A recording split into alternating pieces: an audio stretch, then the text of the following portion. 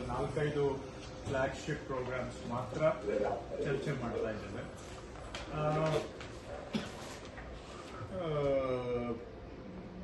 ಈಗ ಪ್ರಧಾನ ಕಾರ್ಯದರ್ಶಿ ಅವರು ಹೇಳಿದಾಗೆ KLR ರೂಲ್ಸ್ ನಾವು ಏನು ಈಗ ನಿನ್ನೆ ಫೈನಲ್ ಗೆಜೆಟ್ ನೋಟಿಫಿಕೇಶನ್ ಆಗಿದೆ.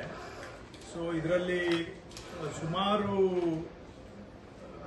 ಜನಗಳಿಗೆ ಸಂಬಂಧಿಸಿದಂತ ವಿಷಯಗಳು ಇದರಲ್ಲಿ ಇದಾವೆ.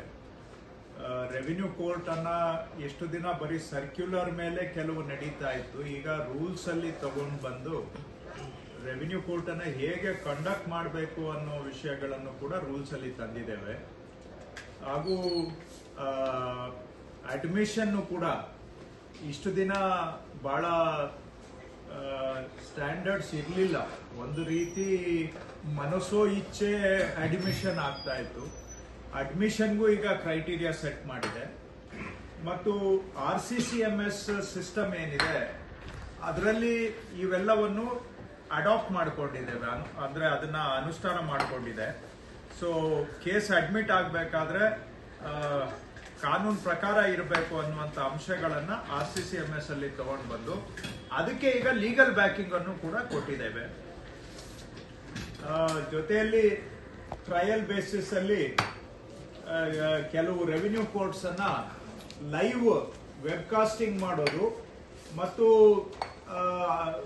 ವಾದಿಗಳು ಪ್ರತಿವಾದಿಗಳು VC ಮುಖಾಂತರ ಭಾಗವಹಿಸ್ಲಿಕ್ಕೆ, ಸೊ ದಟ್ ಅವರು ನಮ್ಮ ಆಫೀಸ್ಗೆ ಬರ್ಬೇಕಂತಿಲ್ಲ, ಅವರು ಅವರವರ ಸ್ಥಳದಿಂದ ವಿಡಿಯೋ ಮುಖಾಂತರ ಭಾಗವಹಿಸ್ಲಿಕ್ಕೂ ಕೂಡ ಒಂದು ಕಾನೂನಲ್ಲಿ ಈಗ ಅವಕಾಶ ಮಾಡಿಕೊಂಡಿದ್ದೀವಿ. ಅದನ್ನು ಕೂಡ ಕೆಲವು ದಿನದಲ್ಲಿ ಈಗ ಇಂಪ್ಲಿಮೆಂಟೇಷನ್ಗೆ ತರ್ತೇವೆ. ಇನ್ನು ಕನ್ವರ್ಷನ್ ಕೂಡ ಆಟೋಮ್ಯಾಟಿಕ್ ಕನ್ವರ್ಷನ್ ಈಗ ನಿನ್ನೆ ಫೈನಲ್ ಗೆಜೆಟ್ ಆಗಿದೆ. ಸಾಫ್ಟ್ವೇರು ರೋಲ್ ಔಟ್ ಆಗುತ್ತೆ. ಮತ್ತು ಈ ರಿನ್ಯೂವಬಲ್ ಎನರ್ಜಿಗೆ ಕನ್ವರ್ಷನ್ ಅನ್ನ ತೆಗೆದುಹಾಕಿರುವಂತಹದ್ದು. ಹಾಗೂ ಅಪ್ ಟು 2 acres ಇದು ಕನ್ವರ್ಷನ್ ಬೇಕಾಗಿಲ್ಲ. ಯಾವುದಕ್ಕೆ? Only for small scale industry as defined by the department of industries. Because ಇದನ್ನ ತುಂಬಾ ಜನ ಆಲ್ರೆಡಿ ಮಿಸ್ಅಂಡರ್ಸ್ಟ್ಯಾಂಡ್ ಮಾಡ್ಕೋತಾ ಇದ್ದಾರೆ. ಅಪ್ ಟು 2 acres ಏನಕ್ಕೂ ಬೇಕಾಗಿಲ್ಲ ಅಂತ.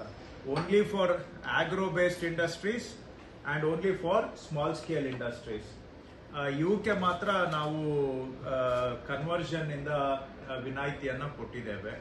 ಸೊ ಇವು ಇಷ್ಟು ಕೂಡ ಈ ನಿನ್ನೆ ಫೈನಲ್ ನೋಟಿಫಿಕೇಶನ್. ಅದರ ಜೊತೆಗೆ ಇನ್ನು ಭೂ ಸುರಕ್ಷೆಗೆ ಒಂದು ಲೀಗಲ್ ಸ್ಯಾಂಕ್ಟಿಟಿ ಕೊಟ್ಟಿದ್ದೇವೆ. Digital issuance of records digitally ಸರ್ಟಿಫೈಡ್ಗೆ ಯಾರು ಕಸ್ಟೋಡಿಯನ್ ಆಫ್ ರೆಕಾರ್ಡ್ಸ್ ಯಾರು ಅನ್ನೋದನ್ನ ಡಿಫೈನ್ ಮಾಡಿದ್ದೇವೆ. ಸೊ ಸೆಕ್ರೆಟರಿ ಅವರು ಹೇಳಿದಾಗೆ ಸ್ವಲ್ಪ ಬಹಳ ವರ್ಷಗಳ ನಂತರ ನನ್ನ ಪ್ರಕಾರ ಇದು not a comprehensive revision, but it is largest revision in decades. So ಹಾಗಾಗಿರೋದ್ರಿಂದ ಇದನ್ನ ಎಲ್ಲರೂ ಸೆನ್ಸಿಟೈಸ್ ಆಗ್ಬೇಕಾಗುತ್ತೆ, ಅರ್ಥ ಮಾಡ್ಕೋಬೇಕಾಗುತ್ತೆ. ಇದರಲ್ಲಿ ಬಹುತೇಕ 99% ಎಲ್ಲ ಪ್ರೋ ಪೀಪಲ್ ಇನಿಷಿಯೇಟಿವ್ಸ್ ಇದಾವೆ. ಆಡಳಿತ ಸುಧಾರಣೆ ಒಳಗೊಂಡಿದೆ. ಈಸ್ ಆಫ್ ಗವರ್ನೆನ್ಸ್ ಮುಖ್ಯ ಇದರ ಡ್ರೈವಿಂಗ್ ಫೋರ್ಸ್ ಇದೆ. ಸೊ ಹಾಗಾಗಿ ಇವುಗಳನ್ನ ನಿಮ್ಮ ಹಂತದಲ್ಲಿ ದಯವಿಟ್ಟು ನೀವು ಅರ್ಥ ಮಾಡ್ಕೋಬೇಕು, ಬೇರೆಯವರೆಗೂ ಅರ್ಥ ಮಾಡಿಸ್ಬೇಕು. ಇದನ್ನ ದಯವಿಟ್ಟು ಮೇಜರ್ ಇನಿಷಿಯೇಟಿವ್ ಆಗಿದೆ, ಅದನ್ನ ತಾವೆಲ್ಲರೂ ಕೂಡ ಗಂಭೀರವಾಗಿ ತೆಗೆದುಕೊಳ್ಬೇಕು.